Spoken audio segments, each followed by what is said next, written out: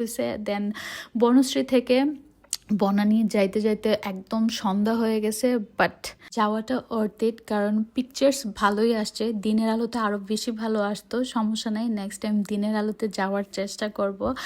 আর এটা কিন্তু যাত্রা বিরতি একটা নিউ প্লেসে করা, মানে আগে অন্য আরেকটা প্লেসে ছিল, পাশাপাশি আবার একদম নিউলি ডেকোরেট করা।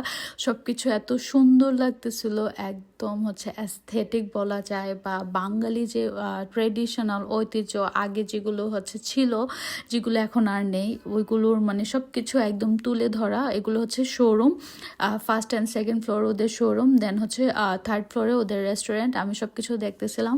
সবচেয়ে বেশি যেটা আমার কাছে ভালো লাগছে এই বেডটা, এটাকে চৌকি বলে। আগে গ্রামের বাসাতে এরকম চৌকি থাকতো, তো আমি প্ল্যান করতেছি নেক্সট খাট কিনলে চৌকি কিনবো, আমার কাছে খুব অ্যাস্থেটিক লাগছে। দেন আমরা চলে যাই একদম রেস্টুরেন্টে, অ্যান্ড ভাইবসটা দেখেন, পুরো উইন্টার ভাইবস বলা যায়, একদম পারফেক্ট একটা সন্ধ্যা, লাইট মিউজিক অ্যান্ড আকাশে চাঁদ, সব কিছু, পছন্দের মানুষ, সব কিছু একদম পারফেক্ট, আলহামদুলিল্লাহ। দেন হচ্ছে আমি একদম ফাইনাল উপরের টপ ফ্লোরে চলে যাচ্ছিলাম। ওই দিন না আমাদের প্ল্যান ছিল যে আমরা সারাদিন ঘোরাঘুরি করব, সারাদিন মজা করব, মাস্তি করব, এক প্লেস থেকে আরেক প্লেসে যাব। বাট আজলান ওই দিন অনেক জ্বালাইছে, অনেক, ও এত ইরিটেট, ও নিজেও ইরিটেট ছিল, আমাদেরকেও ইরিটেট করছে।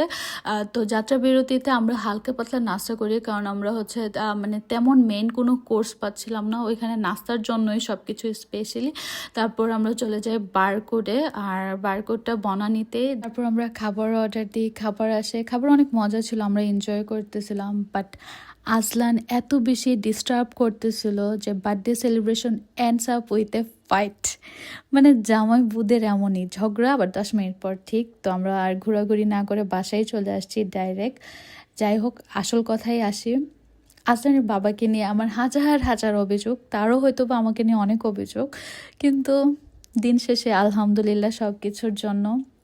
আপনারা সবাই আমাদের জন্য দোয়া করবেন, আল্লাহ যেন আমাদেরকে ভালো রাখে, সুস্থ রাখে, মানুষের সবার বদনজর থেকে দূরে রাখে। আর অনেক কিছু ইচ্ছা আজানের বাবার জন্য করার, হয়তো ওইভাবে সামর্থ্য নাই, তারপরেও সব কিছুর জন্য আলহামদুলিল্লাহ। যখন হচ্ছে কিছু করতে পারবো, তখন তো নিজেকে একজন একজন সার্থক বউ মনে করতে পারবো।